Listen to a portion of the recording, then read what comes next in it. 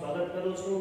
આપણે ગયા લેક્ચરમાં સિમ્પલ ફ્યુચર ટેન્સ અને ત્યાર પછી શોઈંગ કન્ડિશન અને એક્સપ્રેસિંગ કન્ડિશન દર્શાવતા વાક્યોની ખૂબ સારી રીતે ચર્ચા કરી। શોઈંગ કન્ડિશન અને એક્સપ્રેસિંગ કન્ડિશનમાં આપણે આજે એક એક્સરસાઇઝ ભણીએ। માની લો કે પરીક્ષામાં જ્યારે આપણને શોઈંગ કન્ડિશન અથવા એક્સપ્રેસિંગ કન્ડિશનના સેન્ટેન્સ પૂછાય તો એમાં કઈ પેટર્નથી પૂછાય। સામાન્ય રીતે જૂની પેટર્ન પ્રમાણે જોઈએ તો એમાં રિસ્પોન્સ ધ ડાયલોગ અને કમ્પ્લીટ ધ સેન્ટેન્સ, તો એમાં શોઈંગ કન્ડિશન પણ પૂછાઈ શકે। તો અહીંયા આપણે થોડા ઘણા ઉદાહરણો દ્વારા સમજીએ। એક્સરસાઇઝ નંબર 1 આપેલી છે શોઈંગ કન્ડિશન અથવા તો એક્સપ્રેસિંગ કન્ડિશન માટે। Select and write the correct response.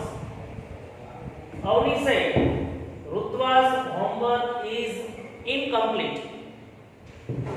Ankita said, અને અહીંયા બ્લેન્ક આપેલી છે અને નીચે તમને કૌંસમાં લખેલું છે એક્સપ્રેસિંગ કન્ડિશન। એક્સપ્રેસિંગ કન્ડિશન શબ્દ આવે એટલે આપણા મગજમાં if અને unless આ બે કન્ડિશન દર્શાવતા શબ્દો છે। તો એ બંને શબ્દો જે આપણે ધ્યાનમાં રાખવાના। નીચે તમને ચાર ઓપ્શન આપેલા છે અને આ ચાર ઓપ્શનમાં પહેલું જે છે એમાં ઋત્વા should finish her homework, બીજા ઓપ્શનમાં she is too slow to finish her homework, ત્રીજા ઓપ્શનમાં ઋત્વા didn't work hard અને ચોથા ઓપ્શનમાં if she asks me I will help her। બરાબર? તો અહીંયા આપણી પાસે જે ચાર ઓપ્શન છે એમાં આપણે જાણીએ કે ભાઈ કન્ડિશન દર્શાવતું જો કોઈ આમાં ઓપ્શન હોય તો એ છે ઓપ્શન ડી। બરાબર? કે જે આપણને કન્ડિશન દર્શાવે છે। ક્યારેક તમને ચારે ચાર ઓપ્શનમાંથી બે ઓપ્શન એવા હોય કે જેમાં if અથવા unless પણ આપેલું હોય। એક ઓપ્શન છે જેમાં if લખેલું છે અને બીજું ઓપ્શન હોય એમાં ધારો કે unless આપેલું હોય અને જો તમને કન્ફ્યુઝન થાય કે હવે આમાંથી કયું લખવું, ત્યારે તમારે નિયમ ઉપર જવાનું છે કે ભાઈ if અને unless થી શરૂ થતું વાક્ય સાદા વર્તમાન કાળમાં અને પાછળનું વાક્ય જે છે એ સાદા ભવિષ્યકાળમાં અથવા તો મોડેલ ઓક્સિલરી વાળું હોવું જોઈએ। બરાબર? ત્યાર પછી અહીંયા બીજું એક ઉદાહરણ આપેલું છે। બીજા ઉદાહરણમાં લખ્યું છે Amit said she doesn't help me, Krishna said અને બ્લેન્ક છે ને નીચે લખેલું છે શોઈંગ કન્ડિશન। જો એક જગ્યાએ મેં શોઈંગ કન્ડિશન લખ્યું છે, એક જગ્યાએ મેં એક્સપ્રેસિવ કન્ડિશન લખ્યું છે। કારણ કે ઘણા વિદ્યાર્થીઓ પરીક્ષા સમયે આપણને પૂછે કે સર તમે તો શોઈંગ કન્ડિશન ભણાવ્યું, હવે આમાં એક્સપ્રેસિવ કન્ડિશન એટલે અમને સમજ ના પડી। બરાબર? એટલા માટે બે શબ્દો લખેલા છે જેથી કરીને થોડો વિદ્યાર્થીઓને ખ્યાલ આવી જાય કે ભાઈ બંને એકની એક જ વસ્તુ આપેલી છે। બરાબર? અહીંયા આપણને ચાર ઓપ્શન લખેલા છે જેની અંદર પહેલો ઓપ્શન છે she should help you, I have to ask her, if you help her she will help you અને ચોથો ઓપ્શન છે કે did you help her। ચારેય ઓપ્શનની અંદર આપણે જાણીએ છીએ કે ભાઈ ઓપ્શન સી આનો રાઈટ આન્સર થશે। બરાબર? કારણ કે એની અંદર if વાળું વિધાન આપેલું છે। બરાબર? જે કન્ડિશન દર્શાવે છે। ઓકે? ત્યાર પછી આપણે ત્રીજું ઉદાહરણ જોઈએ। Sonal said I can't solve my sum। SQL sum એટલે થાય દાખલો, કોઈ પણ દાખલો અથવા એક્ઝામ્પલ આપણે ગણિતમાં દાખલા ગણતા હોય ને સમ કહેવાય। બરાબર? રવિના said બ્લેન્ક છે, નીચે લખેલું છે એક્સપ્રેસિંગ કન્ડિશન। ચાર ઓપ્શન આપેલા છે જેની અંદર પહેલો ઓપ્શન છે this sum is too hard to solve। ખરેખર આ બાકી ધારો કે પહેલું વાક્ય છે એમાં શું બતાવે છે તો એ આપણે જ્યારે ફંક્શન ભણશું ને ત્યારે હું તમને એના વિશે વિસ્તારથી વાત કરીશ કે ભાઈ આમાં દરેક વાક્ય કંઈક ને કંઈક ફંક્શન બતાવે છે। અત્યારે આપણે માત્ર કન્ડિશન તરફ જવાનું છે। આ પહેલું વાક્ય જે છે એ તમને રિઝલ્ટ બતાવશે, શોઈંગ રિઝલ્ટ। બરાબર? જ્યારે આપણે ભણશું ત્યારે આપણે એની ચર્ચા કરીશું। બીજું ઉદાહરણ જે લખ્યું છે you had better help me to solve this sum। ત્રીજું ઉદાહરણ છે I can't understand it અને ચોથું ઉદાહરણ છે if you ask me I can help you। તો આની અંદર પણ આ ચોથું ઉદાહરણ જે છે મતલબ કે ડી જે છે એ આનો કરેક્ટ આન્સર થશે। બરાબર? તો પરીક્ષામાં આવી રીતે તમને મેં અહીંયા તમને ત્રણ ઉદાહરણ આપીને સમજાવ્યું છે। પહેલું ઉદાહરણ જે છે બીજું અને ત્રીજું ત્રણેયની અંદર એક્સપ્રેસિવ કન્ડિશન અથવા તો શોઈંગ કન્ડિશનની અંદર તમારે આવા ઓપ્શન આપેલા હોય તો એની અંદર તમારે કઈ રીતે વાક્યને સિલેક્ટ કરવાનું અને હા પરીક્ષામાં જ્યારે તમે લખો ત્યારે શું ધ્યાન રાખવાનું પરીક્ષામાં ઘણા વિદ્યાર્થીઓ જે છે ધારો કે પૂછાણું હોય તો ધારો કે આનો પ્રશ્ન નંબર 15 છે બરાબર 15મો પ્રશ્ન હોય ને નીચે 4 ઓપ્શન હોય તો વિદ્યાર્થી પરીક્ષામાં શું લખશે 15 લખશે એટલે પાછળ 15 લખી અને પછી લખી નાખશે ડી ઘણા ખાલી ડી એટલું જ લખે તો મિત્રો પરીક્ષામાં આવી રીતે અધૂરું ન લખો બરાબર અત્યારથી જ આપણે સારી ટેવ પાડવાની છે જ્યારે પણ પેપરમાં ધારો કે પૂછાય અને માની લો કે તમારે એમસીક્યુ ધારો કે ટીક કરવાના આવશે જ્યારે પરીક્ષામાં ટીક કરવાના હોય તો કોઈ પ્રશ્ન નથી પણ જો આપણે લખવાનું થાય જેમ કે 10મા ધોરણની પેપર સ્ટાઇલ હતી તેની અંદર આપણે લખવાનું હતું બરાબર તો લખવાનું થાય ત્યારે કઈ રીતે લખવાનું હોય ત્યારે આપણે આ ડાયલોગ આખો જે છે આટલો લખવાનો બરાબર આખું બધું લખવાનું હોય બ્લેન્ક છે તો બ્લેન્ક કરવાની બરાબર ત્યાર પછી નીચેના 4 ઓપ્શન લખવાની જરૂર નથી પણ આમાંથી સાચો જવાબ કયો છે ભાઈ તમને એમ લાગે કે ભાઈ સાચો જવાબ ડી છે તો તમારે આન્સરની અંદર લખવું પડે કે ભાઈ ડી અને પછી ડી ની અંદર જે આન્સર લખેલો છે એ તમારે આન્સર આમાં લખવો પડે દર્શાવવો પડે if she ask me I will help her આ રીતે તમારે આખો આન્સર પરીક્ષામાં લખવાનો થાય જો પેપરમાં લખવાનું હોય તો માત્ર એમસીક્યુ ટીક કરવાના હોય તો કોઈ પ્રશ્ન નથી બરાબર લખવાનું હોય તો આટલું ધ્યાન રાખજો તો મિત્રો આ 3 ઉદાહરણ દ્વારા આપણે કન્ડિશન શોઈંગ કન્ડિશન જોઈ હજી આની અંદર બીજી એક મેસેજ આપેલી છે એક્સરસાઇઝ નંબર 2 તો ચાલો એને જોઈએ કમ્પ્લીટ ધ ફોલોઇંગ સેન્ટેન્સીસ નીચેના વાક્યોને પૂર્ણ કરો નીચે અધૂરા વાક્ય આપ્યા છે હવે આપણે એને પૂર્ણ કરવાના છે અહીંયા પહેલું વાક્ય છે if you call me કૌંસમાં આપણે લખી નાખીએ ભાઈ શોઈંગ કન્ડિશન બરાબર માની લો કે બધા જ વાક્યની અંદર સરખું જ છે શોઈંગ કન્ડિશન બરાબર હવે માની લો કે અહીંયા આપણને વાક્ય આપ્યું છે if you call me જો તમે મને કોલ કર્યો હોત અથવા જો તમે મને બોલાવ્યો હોત તો જો અહીંયા પહેલું વાક્ય જે છે સાદા વર્તમાન કાળનું છે if you call me આ સાદા વર્તમાન કાળમાં છે પાછળનું વાક્ય જે છે આપણે કોઈ પણ પ્રકારનું ભવિષ્યકાળનું અથવા મોડેલ ઓક્સિલરી વાળું આની સાથે બંધ બેસે એવું વાક્ય તમારે લખવાનું છે બરાબર if you call me I will come there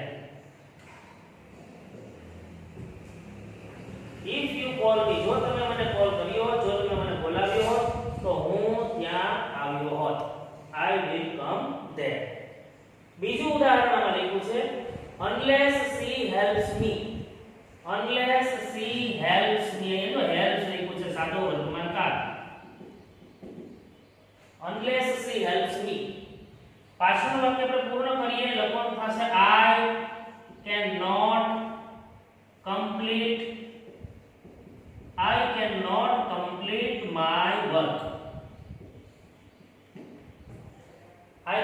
complete my work આગળનું વાક્ય છે સાદા વર્તમાન કાળમાં અને પાછળનું વાક્ય જે છે એમાં મોડેલ ઓક્સિલરી અથવા ભવિષ્યકાળનું રૂપ આવી જવું જોઈએ અને વાક્યની સાથે બંધ બેસે એવું હોવું જોઈએ અહીંયા આગળનું વાક્ય મિસિંગ છે પાછળ લખેલું છે we can't play cricket અમે ક્રિકેટ રમી શક્યા નહીં તો અહીંયા આપણે આગળ લખશું કે if it rains today જો આજે વરસાદ પડશે તો અમે ક્રિકેટ રમી શકશું નહીં ત્યાર પછી ચોથું વાક્ય લખ્યું છે કે if you press the button જો તમે બટન દબાવશો તો the television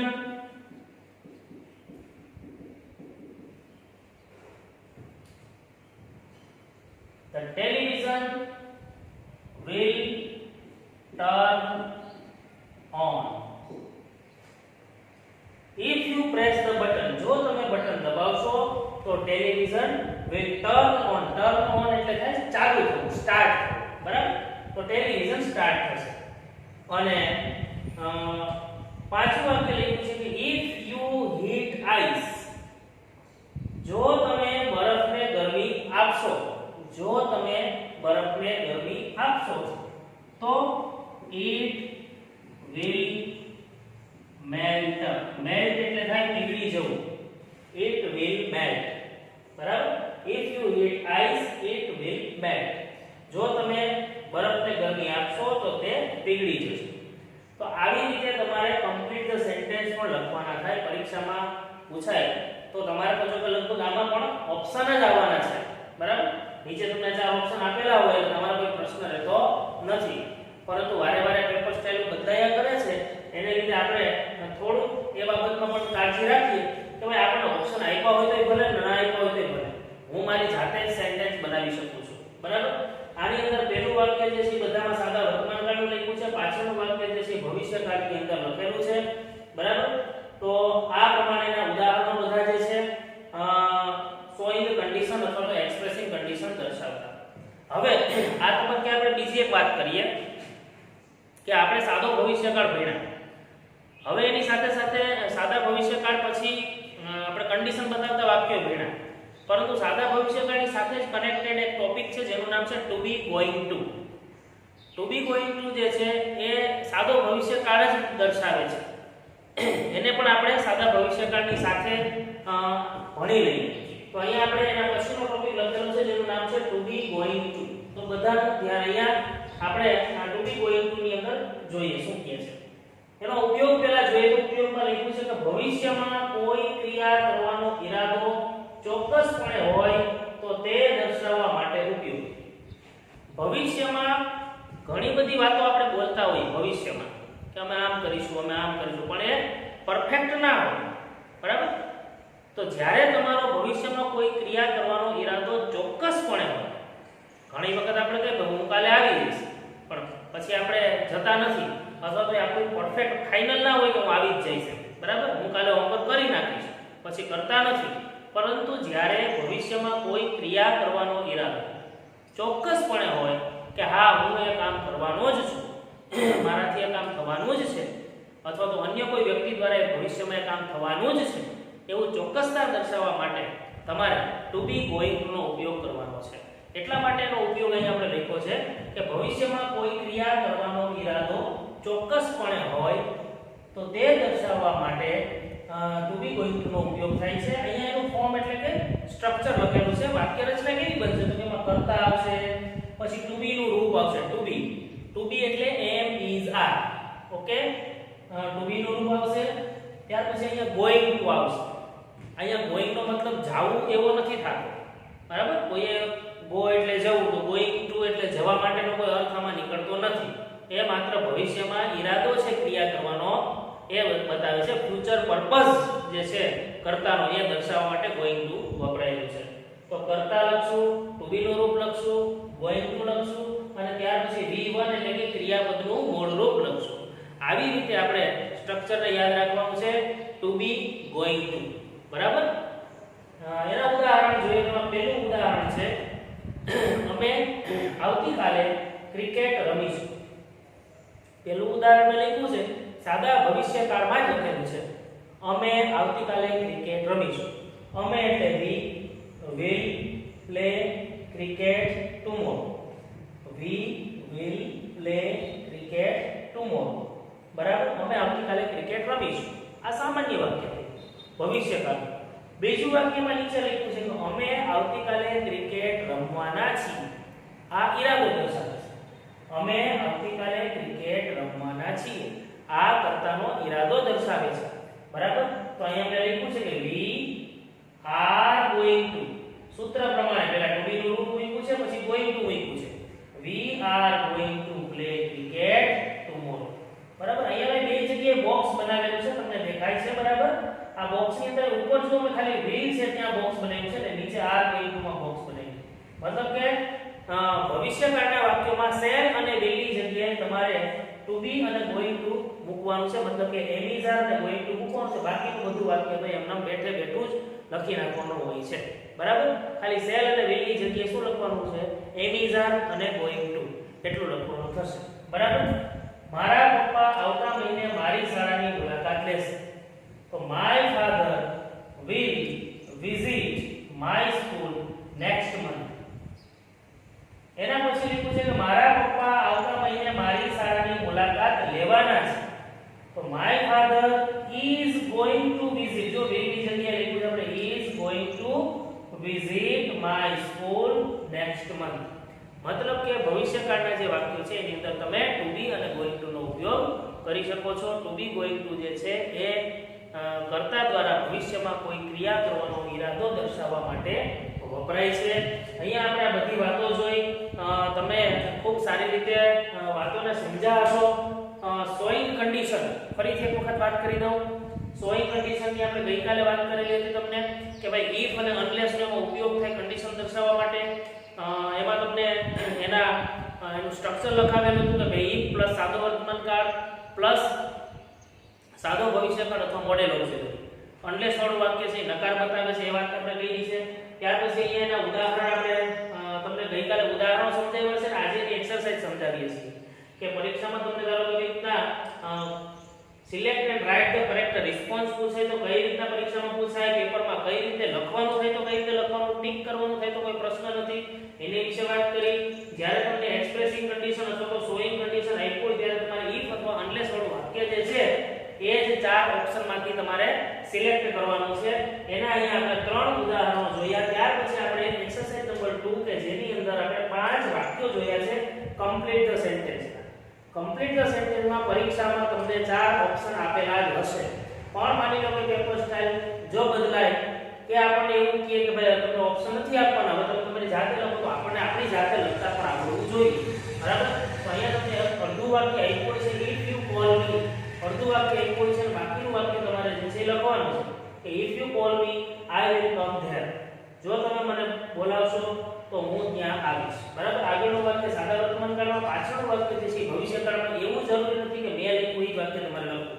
તમે તમારી રીતે કોઈ પણ વાક્ય લખી શકો. જેમ કે if you call me I cannot answer you, એવું લખી શકો. if you call me I cannot answer you. જો તમે મને બોલાવશો તો હું તમને જવાબ આપી શકીશ નહીં. બરાબર? આવું કંઈ પણ જેની અંદર કાં તો શેલ વિલ એટલે કે ભવિષ્યકાળ અથવા તો મોડેલ ઓક્સિલરી આવવું જોઈએ. બરાબર? તમારું વાક્ય ગ્રામેટિકલી સાચું હોવું જોઈએ. બીજું વાક્ય છે unless he helps me I cannot complete my work. આવા આપણે પાંચે પાંચ વાક્યો મિત્રો આપણે જોયા છે. બરાબર? અને ત્યાર પછી અહીંયા આપણે ટુ બી ગોઈંગ ટુ ની ચર્ચા કરી કે ભવિષ્યમાં કોઈ ક્રિયા કરવાનો જ્યારે ચોક્કસપણે ઈરાદો હોય તો તે દર્શાવવા માટે ટુ બી ગોઈંગ ટુ નો ઉપયોગ થાય છે. આપ સૌ વિદ્યાર્થી મિત્રો આ જે બધી બાબતો છે એ પોતાની નોટબુકમાં નોંધી લેશો અને ત્યાર પછી આપણે નેક્સ્ટ ટોપિકની ચર્ચા કરીશું. ત્યાં સુધી આપ સૌ ફટાફટ અને નોંધી લેશો. તો વિદ્યાર્થી મિત્રો હવે આપણે એના પછીનો ટોપિક સમજીએ.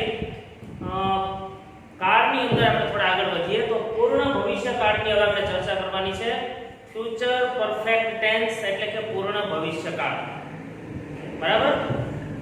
તો પૂર્ણ ભવિષ્યકાળનો ઉપયોગ અહીંયા લખેલો છે કે ભવિષ્યમાં કોઈ એક સમયે કોઈ ક્રિયા પૂર્ણ થઈ ગઈ હશે તે દર્શાવવા માટે પૂર્ણ ભવિષ્યકાળનો ઉપયોગ થાય છે.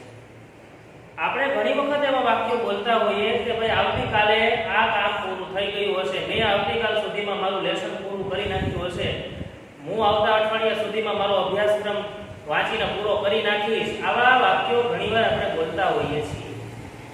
જે વાક્યો છે આપણે હવે પૂર્ણ ભવિષ્યકાળમાં જ્યારે બોલીએ ત્યારે એનું વાક્ય રચના કેવી રાખવી જોઈએ આપણે એ જોઈએ. તો એની અંદર વિધાન વાક્ય હોય તો એમાં કર્તા પછી શેલ અથવા વિલ, ક્યાં શેલ મૂકવું ને ક્યાં વિલ મૂકવું હવે મારે એની સ્પષ્ટતા કરવાની જરૂર નથી. આપણે ઘણી બધી વખત એની ચર્ચા કરી ગયા છીએ.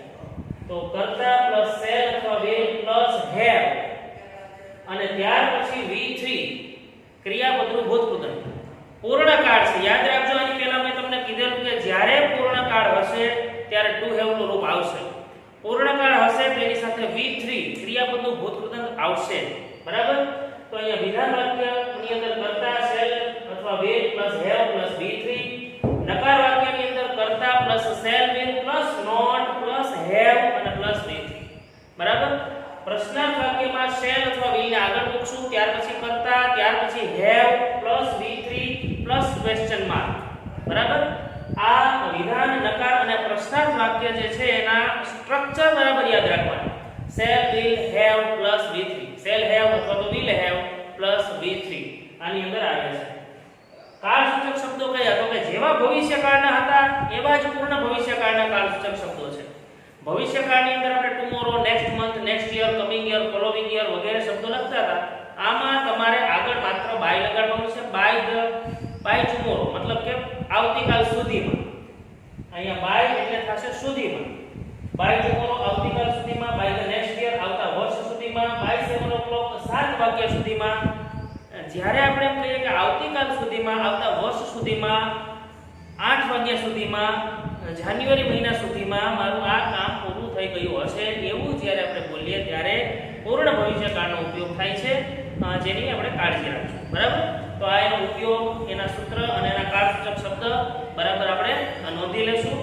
આના ઉદાહરણ આપણે જોઈએ સાથે સાથે. તો અહીંયા ઉદાહરણ લખેલા છે. તો જેમાં પહેલું ઉદાહરણ છે કે આવતીકાલ સુધીમાં અમે પ્રાણી સંગ્રહાલયની મુલાકાત લઈ લીધી હશે. આવતીકાલ સુધીમાં અમે પ્રાણી સંગ્રહાલયની મુલાકાત લઈ લીધી હશે. તો we shall have visited.